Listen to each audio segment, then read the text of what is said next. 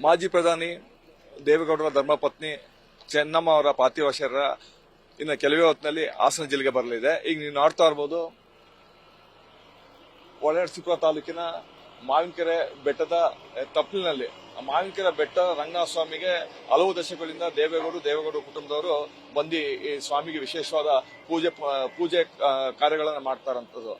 ಇದೀಗ ಆ ತಪ್ಪಲಿನಲ್ಲೇ ಕೂಡ ಈಗ ಒಂದು ಅರ್ಧ ಎಕರೆ ಜಾಗದಲ್ಲಿ ಅಂತ್ಯ ಸಂಸ್ಕಾರಕ್ಕೆ ಎಲ್ಲ ಸಕಲ ಸಿದ್ಧತೆಗಳನ್ನು ಕೂಡ ಮಾಡ್ತಾ ಇರುವಂತದ್ದು.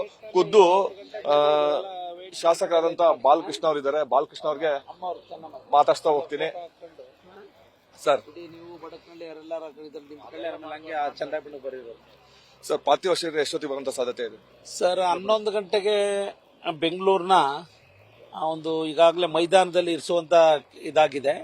ಸೊ ಅಲ್ಲಿ ಬಹುಶಃ ಅಂತಿಮ ನಮನವನ್ನು ಸಲ್ಲಿಸ್ತಕ್ಕಂಥದಕ್ಕೆ ಅಲ್ಲಿ ಅವಕಾಶವನ್ನು ಮಾಡಲಾಗಿದೆ. 11 ಗಂಟೆಗೆ ಅಲ್ಲಿ ಪಾರ್ಥಿವ ಶರೀರ ಅಲ್ಲಿಂದ ಬಿಟ್ಟು ಬೆಂಗಳೂರು, ನಂತರ ನೆಲಮಂಗಲ, ಆಮೇಲೆ ತುಮಕೂರು ಸರಹದ್ದು, ಆಮೇಲೆ ಮಂಡ್ಯ ಸರಹದ್ದು ಮೂಲಕ ನಮ್ಮ ಹಾಸನ ಜಿಲ್ಲೆಗೆ ಪ್ರವೇಶ ಆಗ್ತದೆ.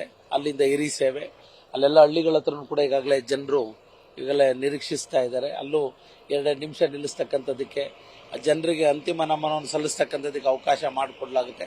ತದನಂತರ ಮಟ್ಟನಹಳ್ಳಿ, ಅದಾದ್ಮೇಲೆ ಚನ್ನರಾಯಪಟ್ಟಣ ನಗರದ ತಾಲೂಕು ಕಚೇರಿ ಮುಂಭಾಗ ಒಂದು ಗೌರವ ಸಲ್ಲಿಸ್ತಕ್ಕಂಥ ಒಂದು ಪ್ರಕ್ರಿಯೆಗೆ ಅವಕಾಶ ಮಾಡತಕ್ಕಂಥದಕ್ಕೆ, ಅದಾದ ಮೇಲೆ ಹಾಸನ ತಾಲೂಕಿಗೆ ಪ್ರವೇಶ ಆಗ್ತದೆ. ಇಲ್ಲಿ ಡೈರಿ ವೃತ್ತ, ಆಮೇಲೆ NR ವೃತ್ತ, ಆ ಮೂಲಕ ಇಲ್ಲಿ ಹಳೆಕೋಟೆ ಮೂಲಕ ಹೊಳೆನರಸೀಪುರ ಮನೆ ರೇವಣ್ಣ ಸಾಹೇಬರ ಮನೆಯಲ್ಲಿ ಪಾರ್ಥಿವ ಶರೀರವನ್ನು ಅಲ್ಲೇ ಸಾರ್ವಜನಿಕ ಅಂತಿಮ ದರ್ಶನಕ್ಕೆ ವ್ಯವಸ್ಥೆ ಮಾಡಲಾಗಿದೆ. ಸಾರ್ವಜನಿಕರಿಗೆ, ದುಃಖ ಭಾಗಿಗಳಿಗೆ ಇಡೀ ರಾತ್ರಿ ಅಲ್ಲಿ ಅವಕಾಶವನ್ನು ಮಾಡಲಾಗ್ತದೆ. ಬೆಳಿಗ್ಗೆ ಪೂಜೆ ಪುರಸ್ಕಾರ ಸಂಪ್ರದಾಯದಂತೆ ನಡೆದು ಅಲ್ಲಿಂದ ಮೆರವಣಿಗೆಯೊಂದಿಗೆ ಬಂದು ಇಲ್ಲಿ ಬಹುಶಃ ನಾಳೆ ಮಧ್ಯಾಹ್ನ ಒಂದು ಅಂತ್ಯ ಸಂಸ್ಕಾರ ಆಗ್ತಕ್ಕಂಥದಕ್ಕೆ ಅವಕಾಶ ಆಗ್ತದೆ. ಈಗಾಗಲೇ ಇಲ್ಲೆಲ್ಲ ಸಾರ್ವಜನಿಕರು ಸಹಸ್ರಾರು ಜನ ಬರುವ ಒಂದು ಹಿನ್ನೆಲೆಯಲ್ಲಿ ಯಾವುದೇ ರೀತಿ ಇಲ್ಲಿ ನುಗ್ಗಲಾಗಬಾರ್ದು, ಒಂದು ಗೌರವಪೂರ್ವಕವಾದಂತಹ ಪ್ರಕ್ರಿಯೆ ಆಗ್ತಕ್ಕಂಥದಕ್ಕೆ ಸಿದ್ಧತೆಗಳಿಗೆ ಅವಕಾಶವನ್ನು ಮಾಡಿಕೊಡಲಾಗಿದೆ. ಈಗಾಗಲೇ ಮಾನ್ಯ ರೇವಣ್ಣವರು ಮಧ್ಯರಾತ್ರಿ ಬಂದು ಇಲ್ಲೆಲ್ಲ ಸಿದ್ಧತೆಗಳ ಬಗ್ಗೆ ಸೂಚನೆಗಳನ್ನು, ಸಲಹೆಗಳನ್ನು ನೀಡಿದ್ದಾರೆ.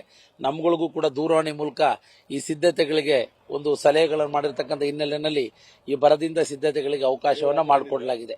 ನಾವು ಎಲ್ಲ ವೆಹಿಕಲ್ಸ್ಗಳು ಇವೆಲ್ಲವಕ್ಕೂ ಕೂಡ ಸೂಚನೆ ಕೊಟ್ಟಿದ್ರು.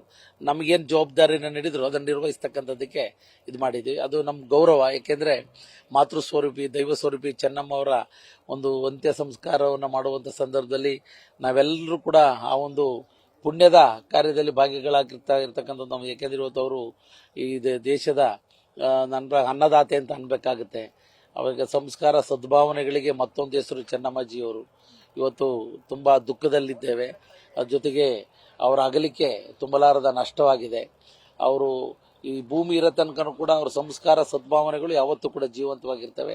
ಅದಕ್ಕೆ ಸಕಲ ಗೌರವದೊಂದಿಗೆ ಪೂಜ್ಯ ದೇವೇಗೌಡರ ಸಮ್ಮುಖದಲ್ಲಿ, ಈ ನಾಡಿನ ಅನೇಕ ಗಣ್ಯರ ಸಮ್ಮುಖದಲ್ಲಿ, ಈ ಭಾಗದ ಎಲ್ಲ ದುಃಖ ಭಾಗಿಗಳ ಸಮ್ಮುಖದಲ್ಲಿ ಅಂತ್ಯಕ್ರಿಯೆ ನೆರವೇರುತ್ತೆ ನಾಳೆ ಮಧ್ಯಾಹ್ನ. ಇದಿಷ್ಟು CN ಶಾಸಕರಾದಂತ ಬಾಲಕೃಷ್ಣ ಅವರ ಹೇಳಿಕೆ. ಅಂದ್ರೆ ನಾಳೆ ಮಧ್ಯಾಹ್ನ ನಂತರ ಚೆನ್ನಮ್ಮ ಅವರ ಅಂತ್ಯ ಸಂಸ್ಕಾರವನ್ನು ಏನು ಮಾವಿನಕೆರೆ ಬೆಟ್ಟದ ತಪ್ಪಲಿನಲ್ಲಿ ಜರುಗತ್ತೆ ಅಂತ ಕೂಡ ಹೇಳಲಾಗ್ತಾ ಇರೋದು. ಈಗೆಲ್ಲ ಖುದ್ದು ಬಾಲಕೃಷ್ಣ ಅವರೇ ಸ್ಥಳಕ್ಕೆ ಬಂದಿದ್ದಾರೆ. ನಿನ್ನೆ ರಾತ್ರಿ ಏನು ರೇವಣ್ಣ ಸೂಚನೆ ಮೇರೆಗೆ ಸ್ಥಳ ನಿಗದಿಯಾಗಿದೆ. ಇಲ್ಲೇ ಚೆನ್ನಮ್ಮ ಅವರ ಅಂತಿಮ ಸಂಸ್ಕಾರಕ್ಕೆ ಬೇಕಾದಂತ ಎಲ್ಲಾ ಸಿದ್ಧತೆಗಳನ್ನು ಕೂಡ ಮಾಡಲಾಗಿರುತ್ತದೆ. ಕ್ಯಾಮರಾಮನ್ ಪ್ರವೀಣ್ ಜೊತೆ Kiran, news first, Holenarasipura. News first ನಿರ್ಭೀತಿಯಿಂದ ನಿಮ್ಮ ಪರವಾಗಿ.